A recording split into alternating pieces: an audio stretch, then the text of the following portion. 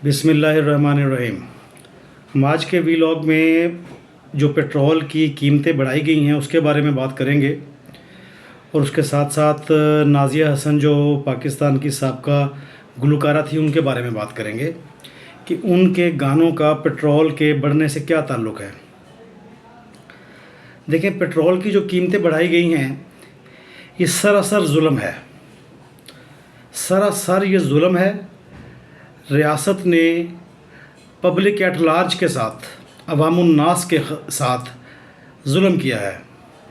हालांकि यही public at large है, यही अवामुन्नास हैं जो रियासत को चलाती हैं और रियासत को डिफ़ॉल्ट होने से बचाती हैं और रियासत का सारा वज़न, सारा बोझ, चाहे वो हुकूमत हो, चाहे सरकारी मुलाज़म हो, चाहे दिफा के मामलात हों, चाहे इंतज़ामी मामलात हों, इन तमाम चीज़ों के अखराजात का बोझ अवामुन्नास ने, पब्लिक एट लार्ज ने उठाया हुआ है। लेकिन रियासत और रियासत के जो ज़िम्मेदारान हैं, जिनमें प्राइम मिनिस्टर हैं, प्रेसिडेंट हैं और फील्ड मार्शल हैं, इन लोगों ने इस दफ़ा पेट्रोल की कीमतें बढ़ाते हुए अवाम के बारे में सोचने की ज़हमत ही गवारा नहीं की। आज सुबह जब पता चला कि जनाब पेट्रोल की कीमतें बढ़ गई हैं तो एहसास हुआ कि रियासत ने, सूबों ने अपने अपने सूबे में मज़दूर की कम अज़ कम तनख्वाह, या मज़दूर को आप फ़िलहाल छोड़ दें, कम अज़ कम तनख्वाह का जो अमाउंट है या कि अमाउंट है वो रखी है 40,000 रुपये। अब 40,000 रुपये में से अगर हर शख्स डेली का 1 लीटर पेट्रोल डलवाए और इस्तेमाल करे तो 15,000 रुपया उसका सिर्फ़ इसी पेट्रोल में चला जाएगा। अब जब 15,000 रुपया उसी पेट्रोल में जाएगा तो आप अंदाज़ा कर लें कि 200 रुपये या 160 या 70 रुपये के करीब हुकूमत उस पर टैक्स ले रही है। हुकूमत उस पर टैक्स ले रही है। जैसे हमने पहले अर्ज़ की कि पाकिस्तान में रियासत का बोझ, हुक्मरानों के अखराजात का बोझ, दिफा का बोझ, सरकारी मुलाजमीन के घरों का बोझ, सरकारी मुलाजमीन की सर्विसेज का बोझ, सरकारी मुलाजमीन की चोरियों का बोझ, वो तमाम का तमाम अवामुन्नास ने, पब्लिक एट लार्ज ने उठाया हुआ है। जैसे हमने बात की कि 40,000 रुपये में से 15,000 तो चले गए पेट्रोल की ख़रीदारी में। अगर हर शख्स, अगर एक मज़दूर 40,000 रुपये कमाने वाला है, एक मज़दूर हर रोज़ 1 लीटर पेट्रोल इस्तेमाल करे तो 15,000 रुपये उसके चले गए पेट्रोल में। और इस 15,000 रुपये में से भी 5,000 रुपये के करीब या 4,000 के करीब रियासत ने टैक्स वसूल कर लिया। पीछे 25,000 रुपये में जो टैक्सेस हैं जो एक मज़दूर ने अदा करने हैं, आप उनका अंदाज़ा कर सकते हैं, वो भी 7-8 हज़ार रुपये टैक्सेस में रियासत ले जाएगी।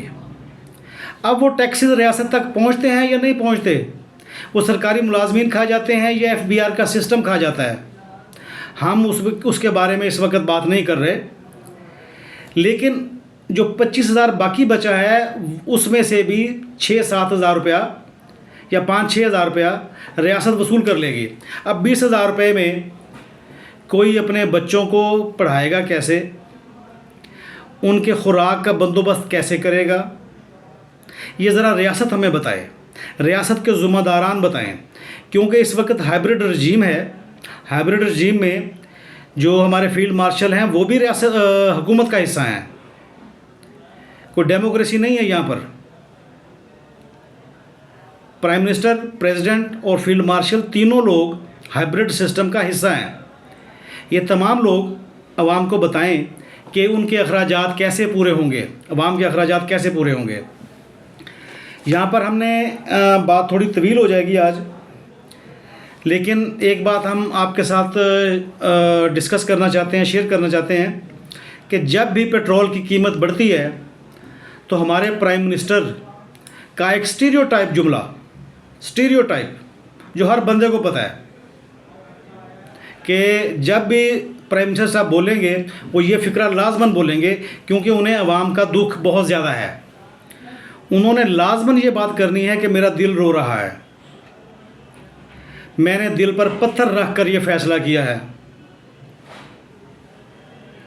अब कहने की बात यह है कि जब वो अकेले रोए थे, पत्थर रख कर, दिल पर पत्थर रख कर जब वो अकेले रोए थे महीना पहले, तो उन्होंने 55 रुपये बढ़ाए थे। इस वक्त हमारा ख्याल है कि 3 लोग इकट्ठे मिलकर रोए, उनमें प्रेसिडेंट भी हैं, उनमें प्राइम मिनिस्टर भी हैं और फील्ड मार्शल भी हैं। अब 3 लोग इकट्ठे मिलकर रोए हैं तो 150 रुपया इन्होंने पेट्रोल पर बढ़ा दिया है। अब 150 रुपया बढ़ाने के बाद इनका रोना अभी ख़त्म नहीं होगा, ये भी मज़ीद रोएंगे और आवाम को इनके रोने की कीमत अदा करनी पड़ेगी। इसीलिए जैसे हमने पहले बात की कि ये स्टीरियोटाइप जो जुमले हैं प्राइम मिनिस्टर के, ये कब तक इनके काम आएंगे, कब तक इन अल्फाज के पीछे छुपेंगे। अच्छा, जब इन्होंने 55 रुपये बढ़ाया था तो इन्होंने ख़ुद आकर बताया था, प्राइम मिनिस्टर ने, वज़ीर आज़म साहब ने, कि मेरा दिल रो रहा है इसलिए मैं 55 रुपये बढ़ा रहा हूँ कीमत पेट्रोल पर। लेकिन अब 3 लोग क्योंकि मिलकर रोए हैं इसलिए वो रोते ही रह गए।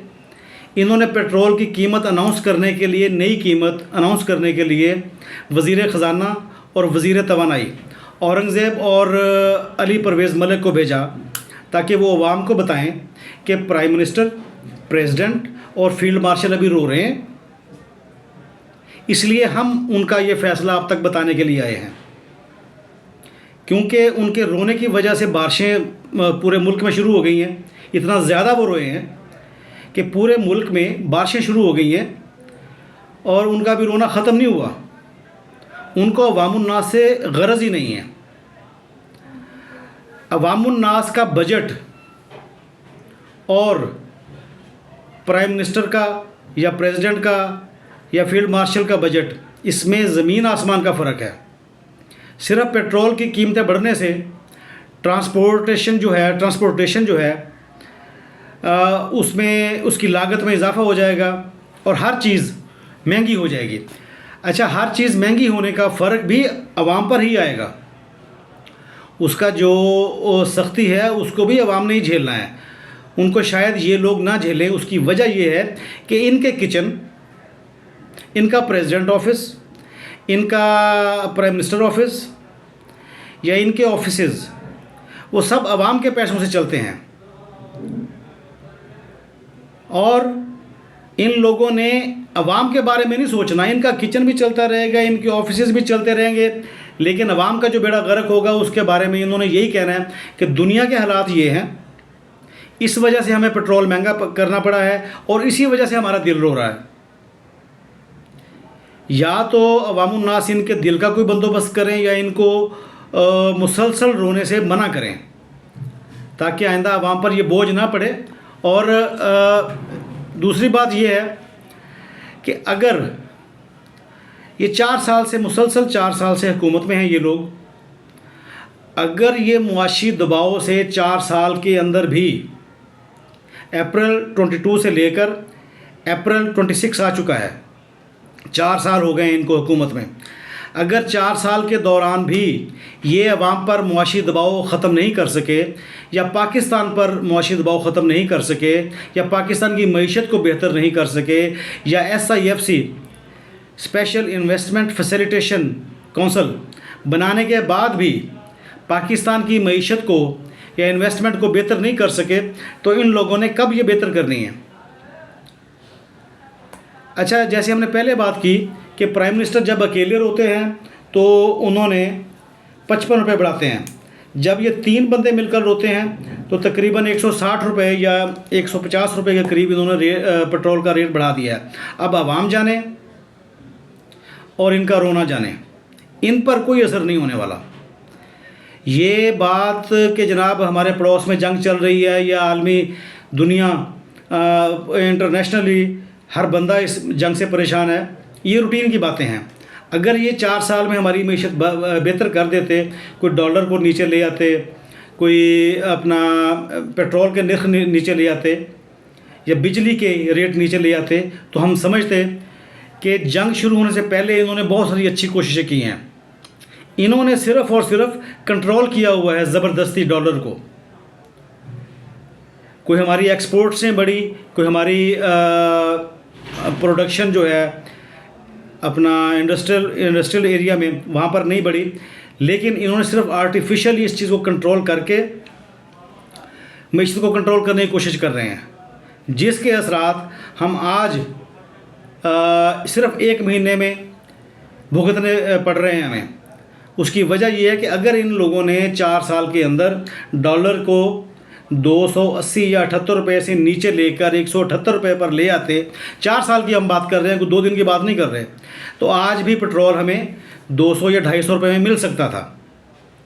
पाकिस्तानी अवाम को आज भी पेट्रोल 200 या 250 रुपये में मिल सकता था, लेकिन क्योंकि मीशत हमारी बेहतर हुई कोई नहीं है, तो डॉलर का रेट भी वहीं पर मौजूद है। डॉलर पर जितना भी दबाव आएगा उसका नतीजा अवाम ने भुगतना है, इन लोगों ने नहीं भुगतना। जैसे हमने पहले अर्ज़ की।